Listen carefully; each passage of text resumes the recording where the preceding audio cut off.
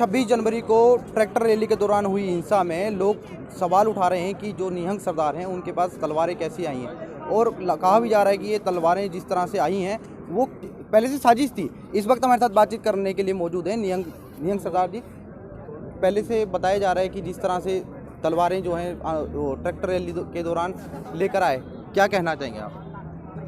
ਇਹਦਾ ਜੀ हमारे गुरु साहब की दी हुई हैं कृपाने कड़ा कोई पहली बारी तो आईया ने आंदोलन तो अब होया इसके खिलाफ जो काले कानून आए हैं, पर ਇਹਦਾ महाराज ने तो 350 साल कलगीधर दशमेश तो पहले ही खालसा पंथ सजा के गया। महाराज कहते ये खालसा अकाल पुरख की फौज प्रगटे खालसा परमात्मा की मौज।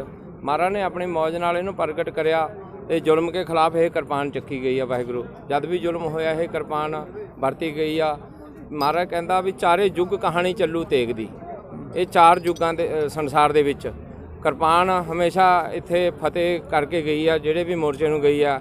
ਕਹਿੰਦੇ ਜਦੋਂ ਬੰਦੂਕ ਦੀ ਗੋਲੀ ਹੁੰਦੀ ਆ ਬੰਦੇ ਕੋਲ 19 ਦੇਰ ਬੰਦੂਕ ਦਾ ਮਤਲਬ ਆ, ਉਹਦੇ ਬਾਅਦ ਬੰਦੂਕ ਮਿਸ ਹੋ ਜਾਂਦੀ ਆ।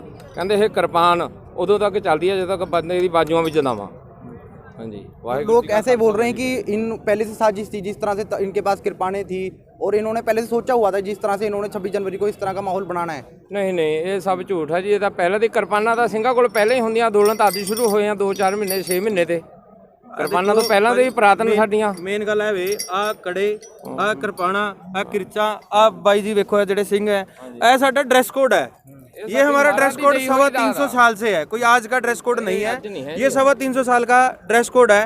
आज सिर्फ इस किर्च या कृपान की वजह से कहाँ से आई? ये गुरुजी ने तब दी थी जब हिंदुओं की बहु बेटियों को मुसलमान या जो आतंकी थे वो उठा के जब पाकिस्तान या वहाँ पे लेके जाते थे, अफगानिस्तान में लेके जाते थे, उनको 12 बजे रात को हल्ला बोल के उन्होंने छुड़ा के लियांदे सी तियां भैनों नूं।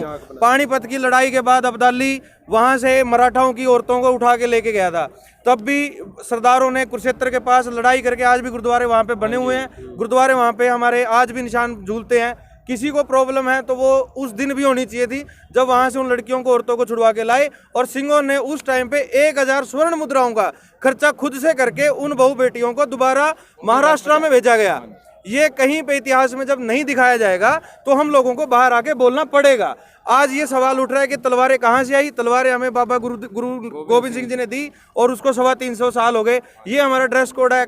कड़ा कंगा किरपान कचहरा ਇਹ ਸਾਡਾ ਡਰੈਸ ਕੋਡ ਹੈ, ਸਾਨੂੰ ਵਿਰਾਸਤ ਵਿੱਚ ਮਿਲਿਆ ਹੈ। ਜੇ ਅੱਜ ਮੈਂ ਪਾ ਰਿਹਾ ਉਹਦੇ ਤਾਂ ਕੁਐਸਚਨ ਮਾਰਕ ਕਿਸ ਗੱਲ ਦਾ ਹੈ? ਅਸੀਂ ਸਿੰਘ ਸਾਹਿਬ ਇੱਥੇ ਆਏ ਨੇ ਕਿਸੇ ਨੂੰ ਮਾਰਨ ਕੱਟਣ ਜਾਂ ਕੋਈ ਗਲਤ ਕਰਨ ਨਹੀਂ ਆਏ ਇੱਥੇ, ਆ ਆਪਣਾ ਸਮਰਥਨ ਦੇਣ ਆਏ ਨੇ। ਇਹਨਾਂ ਦਾ ਡਰੈਸ ਕੋਡ ਹੈ, ਇਹਨਾਂ ਨੇ 24 ਘੰਟੇ ਐਂ ਹੀ ਸੱਜਿਆ ਰਹਿਣਾ ਹੈ। ਜਦੋਂ तक विश्राम अवस्था च नहीं जाएंगे उਦੋਂ तक इतना ही लोहा ये अपने साथ कैरी करेंगे। ये इनका जज्बा और इनकी हिम्मत है। एक आदमी आज के टाइम में 5 किलो लोहा उठा के दिखा दो 2 घंटे के लिए, मैं मान जाऊँगा। ये 10 किलो से ज़्यादा का लोहा उठा के घूमते हैं। ये इनका ड्रेस कोड है। तो प्लीज़ इसका जो मिथ फैल रहा है, इसमें जो भ्रम फैल रहा है, उससे प्लीज़ आप बाहर लेके आओ दुनिया को। अच्छा, लाल किले के ऊपर झंडा फहराया गया है, उसके ऊपर बवाल हुआ है, उस पर क्या कहना चाहेंगे आप? ये लाल किले पर तो हमारा कोई जिस तरह हमारी जथेबंदी है उसका कोई ऐसा उस नहीं था प्रोग्राम भी वहाँ पे झंडा फहराएंगे या निशान साहब लगाएंगे, नहीं। आप क्या कहना चाहेंगे जिस हिसाब से निशान साहिब लगाया? लोग कह रहे हैं कि गलत है, कुछ कह रहे हैं नहीं, किया बिल्कुल गलत है, किया बिल्कुल गलत है। हाँ, मान सकते हैं कुछ युवा ऐसे भी होंगे जो भरे होंगे, जो भटके होंगे। 62 दिन लगातार उन्होंने प्रोटेस्ट किया, 2 डिग्री 1 डिग्री माइनस टेम्परेचर में ठंड में बैठे। उसके बाद उनको आतंकवादी, अलगाववादी, माओवादी नाम से पुकारा गया, और मीडिया में, सोशल मीडिया में या बीजेपी के जितने सपोर्टर हैं, माइंडलेस सपोर्टर हैं, वो लोग उनको आतंकवादी बोल रहे थे। उन लोगों का जब मेरे को बार बार आके कोई बंदा आतंकवादी आतंकवादी आतंकवादी खालिस्तानी बोलता रहेगा, कहीं ना कहीं एक टीस मेरे दिल में रहेगी। तो हो सकता है ऐसे युवा भी उसमें शामिल हो गए हों, उस भीड़ में शामिल हो गए हों, क्योंकि भीड़ को ना बहुत ज़्यादा ज़रूरत नहीं है कुछ समझाने की। एक सिर्फ इशारा देना होता है, और वो इशारा दीप संधू ने दिया। दीप संधू वहाँ पे झंडा लेके खड़ा था ऑलरेडी, उसके जो प्रमाण है वो ऑलरेडी वहाँ मीडिया में चल रही है, और पुलिस अपनी कार्रवाई कर रही है उसके लिए, जो भी भड़काने के लिए। लेकिन एक भी किसान नेता वहाँ पे मिला नहीं। दीप संधू मिला, किसान नेता क्यों नहीं मिला? जिनके ऊपर आप धाराएं लगा के आप FIR दर्ज करवा रहे हो वो तो वहाँ थे ही नहीं। जो वहाँ पे थे उनके अगेंस्ट कुछ भी नहीं हो रहा, तो वो हुआ ठीक नहीं था।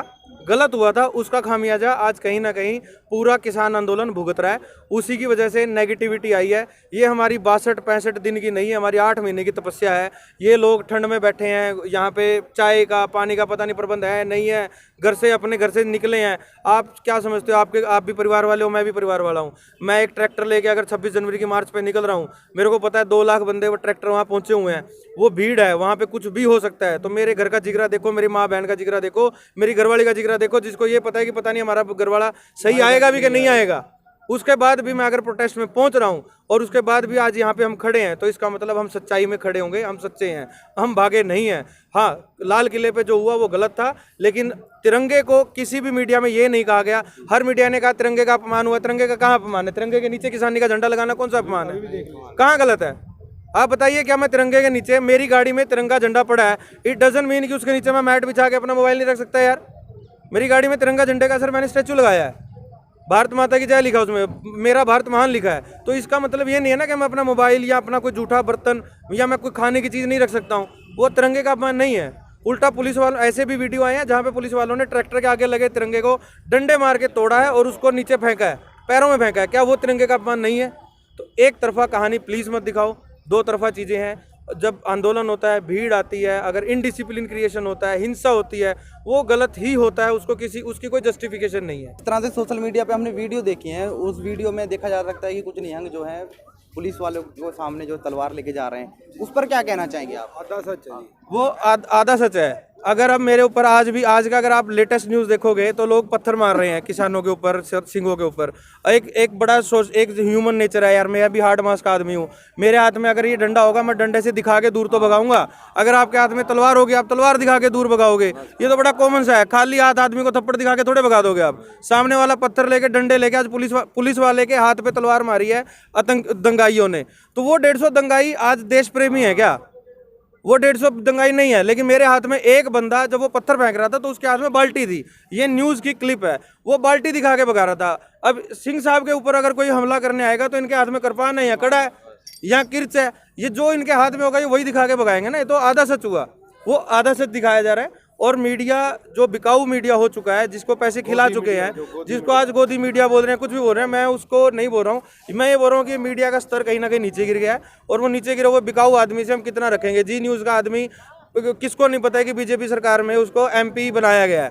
जी न्यूज़ का जो खुद ओनर है, ओनर सुभाष चंद्रा, उसको बीजेपी सरकार ने MP बनाया है। अगर वो MP बनाया तो वो ऑब्वियसली वो बीजेपी की न्यूज़ लगाएगा, वो हमारी थोड़े लगा देगा, आम जनता ही थोड़े लगाएगा। ग्राउंड पे आप लोग काम कर रहे हैं, आप जितना ग्राउंड पे काम कर रहे हो, आप लोग ज़्यादा बेहतर हो, आप सच्चाई को दिखाने और दूर तक पहुंचाने के लिए। इसके मुकाबले कि मैं न्यूज़ बैठ कर, ऑफकोर्स 90% जो 40% हमारा क्राउड है, अर्बन क्राउड है, चाहे पंचकूला का है, चाहे अर्बन जो भी जितने भी शहर के क्राउड हैं, ये लोग सिर्फ मीडिया TV देखते हैं और उससे अपनी राय बनाते हैं। वो लोगों को आज पता नहीं क्यों भूल गए। जब कोरोना काल था तब वही लोग हमारा सिंगों का जाप करते थे कि ये 2% की आबादी है, 2% ने लंगर ला के सरकार तो ज़्यादा फैसिलिटी देती। मजदूर पैदल चलता सी, उन्होंने असी पानी पिआते सी, असी चाह पिआते सी, असी लंगर कराते सी, वो तो असी बहुत अच्छे सी, वो तो असी आतंकवादी नहीं सी। साढ़े तो बड़ा देश भगत कोई नहीं था, यही अक्षय कुमार था जो केसरी मूवी कर रहा था। यही था वो जो ये बता रहा था कि 21 सरदारों ने कैसे एक किले की रक्षा करते हुए अपनी जान दे दी। ये तब हम देश भक्त थे। आज हम सिर्फ अपने हक मांग रहे हैं, अपने हकों की लड़ाई के लिए सड़क पे खड़े हुए हैं। आज हम देशद्रोही हो गए। ये पैटर्न सरकार बहुत पुराना लेके आई थी। पहले रामदेव के ऊपर कांग्रेस ने चलाया था, जब रातों रात उसको डंडे मार के भगाया था। वहीं से पैटर्न जब फॉलो करने लगी तो बीजेपी ने ये पैटर्न फॉलो कर लिया। NRC हुई, CAA हुआ, कि मुसलमान हिंदू लड़ाए गए, पुलिस वालों से डंडे बरसाए गए। JNU के छात्र सिर्फ 300% फीस वृद्धि पे जब अपना प्रोटेस्ट कर रहे थे, पहले पुलिस वालों से पिटवाया, फिर हरियाणा बिहार चलाया, उसके बाद वो प्रोटेस्ट खत्म करवा दिया। 20 प्रोटेस्ट ऑलरेडी ये सरकार धर्म और जात के नाम पे खत्म कर चुकी है। इस बार इन मोदी और शाह ਜਿਹੜੀ जोड़ी है अपने आप ਨੂੰ बड़ा अड़ियल समझती है, लेकिन ਐਤਕੀ ਨਾ ਉਹਨਾਂ ਨੂੰ ਜੱਟਾਂ ਨਾਲ ਵਾਹ ਪੈ ਗਿਆ, ਸਰਦਾਰਾਂ ਨਾਲ ਵਾਹ ਪੈ ਗਿਆ। ਉਹਨਾਂ ਨੂੰ ਇਹ ਪਤਾ ਲੱਗਣਾ ਚਾਹੀਦਾ ਹੁਣ ਕਿ ਅਸੀਂ ਉਹਨਾਂ ਤੋਂ ਜ਼ਿਆਦਾ ਅੜੀਅਲ ਹੈਗੇ ਆ। ਜੇ ਇੱਕ ਵਾਰੀ ਸਾਡੀ ਕਿਧਰੇ ਮਤ ਅੜ गई तो ਅਸੀਂ भी अड़ गए। ये 3 काले कानूनों का हमारा आज भी एजेंडा वही है, कल भी एजेंडा वही था। 3 कानून वापस होने चाहिए, रद्द होने चाहिए। इसके अलावा हमारे पास कोई और मुद्दा नहीं है। हम किसी और मुद्दे की वजह से यहाँ खड़े नहीं है, सिर्फ अपने हक मांग रहे हैं। तो आप ये कह रहे हैं कि जिस तरह से 26 जनवरी को हिंसा हुई थी, बीजेपी की सोच सोची समझी चाल थी, बिल्कुल किसानों का नहीं था। बिल्कुल, ये किसानों के 9 रूट थे सर, 9 रूट से किसान आगे निकले थे, सिर्फ 3 रूट पे भटकाए गए। आप भी दिल्ली जाओगे या मैं दिल्ली जाता हूँ, आज के टाइम में अगर नेविगेशन लगा के हम कहीं पे पहुंचते हैं, नेविगेशन का एक भी अगर हम मोड़ मिस कर जाएं तो हम दिल्ली भटक जाते हैं। तो किसान, कोई बड़ी बात नहीं है, जो गांव का किसान पहली बार दिल्ली गया है वो अपना रास्ता भटक गया होगा, कोई बड़ी बात नहीं है। तो किसानों को वहां पे बरगलाया भी गया है, उनको मोड़ा भी गया है, और वहां ये बीजेपी की सोची समझी साजिश भी थी, और इसमें कोई अब दो राय नहीं है। पहले शायद कुछ युवा भटक सकते थे, अभी जब जो कल से स्टोरी चल रही है, पहले राकेश टिकैत जी के ऊपर वहां पे पुलिस का जमावड़ा लगा के कि वहां से टेंट उखाड़े जा रहे हैं, पुलिस वाले टेंट उखाड़ रहे हैं, धारा 133 144 लगाई जा रही है, जबकि सुप्रीम कोर्ट कह रही है कि शांतिपूर्वक आंदोलन अगर हो रहा है तो उसमें कोई बुराई नहीं है, ये हमारा राइट है, हम अपने राइट के लिए खड़े हैं यहाँ पे।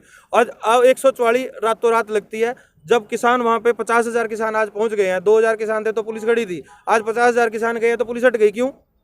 तो ये सोची समझी साजिश है। किसी भी तरीके से साम दाम दंड भेद से सरकार सिर्फ एक फोकस पे है, ये आंदोलन खत्म होना चाहिए। जबकि मेरे हिसाब से अगर जनतंत्र है और जनता की चुनी सरकार है तो सरकार का एक मंथन होना चाहिए। मोदी जी पिछले 8 महीने से पूरे इंडिया और इंडिया के बाहर घूम रहे थे, एक बार भी किसानों से मिलने नहीं आए, एक बार भी उन्होंने नहीं पूछा नहीं भाई साहब आपको प्रॉब्लम क्या है, आपके घर में मुखिया है, मेरे घर में मुखिया है, मेरे को पेट में दर्द होगा, मेरे फादर साहब सबसे पहले आगे पूछे बेटे तेरे पेट में दर्द क्यों है।